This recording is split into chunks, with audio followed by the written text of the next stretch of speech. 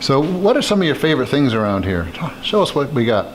Well, there's about 3,500 artifacts, and to be honest, they're all my favorites, but I have a couple of ones that are particularly of interest. The hockey display over here of the Tacoma Rockets that played here back in the 40s and the 50s. And this jacket is one of the original jackets that they wore back in time. It was worn by Joey Johns. And the interesting story about this item is when I visited with Joey and I was looking for one of the jackets, and he said, well, yeah, we have a jacket. He said, but I wear it when I change the oil and it's dirty and grimy and you don't want that. And I said, no, I am interested in it. And he said, no. He said, Audrey, go get that jacket. She goes and gets the jacket and comes back out. And he was telling the truth. It was so filthy. It was all black, caked with mud and oil. And she said, Audrey, we need to throw that away. And I said, no. If you're going to throw it away, I want it. So they gave me the jacket. I go to Family Cleaners. I take it to them. They get it all cleaned up.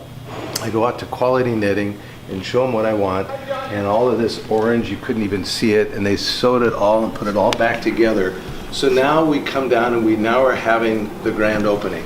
And Joey Johns is here. And he's walking through and he comes to the display case and he says, Mark, that's awesome. You found a jacket. I said, Joey, it's yours. And that was so much fun. He couldn't believe it. So that was a fun one. The other item is the soapbox derby.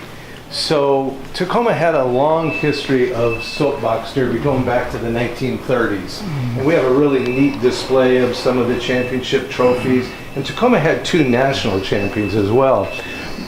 The one thing that I wanted to do is I wanted to find a soapbox derby racer, and I was not having any luck. So I called the gentleman who was running the National Soapbox Derby event in Akron, Ohio, and he said, you know what, we destroy the top 3 racers from each year. So we don't have those national championship racers that you wanted.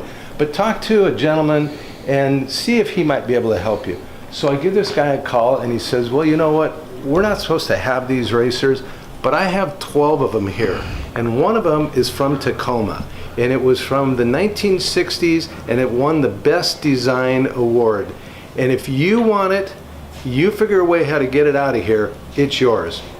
So I knew that the News Tribune had been the major sponsor of soapbox derby racing. So I contacted the News Tribune, told them what we wanted to do, and the gentleman said, you know what, we're all in. We'll take care of it. We'll go out, we'll get it shipped and crated out here, we'll even install it. And so there's the racer. Now when we opened up, and this was used by David West and his brother John West, and they were both longtime competitors.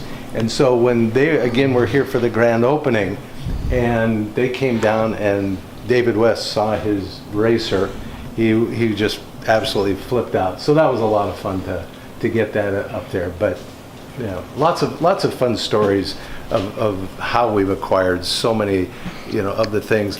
The other thing is the Cheney Studs wing, which was sponsored by the Ben Cheney Foundation, and they started back in 1954 sponsoring bowling and hockey and tennis and football and basketball, and Ben Cheney and the foundation did so many fantastic things here in the community. So to be able to have the old pinstripe uniform, which was symbolic of Cheney Studs teams, that was a fun thing to get. This white jacket here is from the 1960 National Championship Cheney Studs team that when they went back to Battle Creek, Michigan and won. The Cheney Stud Courtiers is a really neat little story.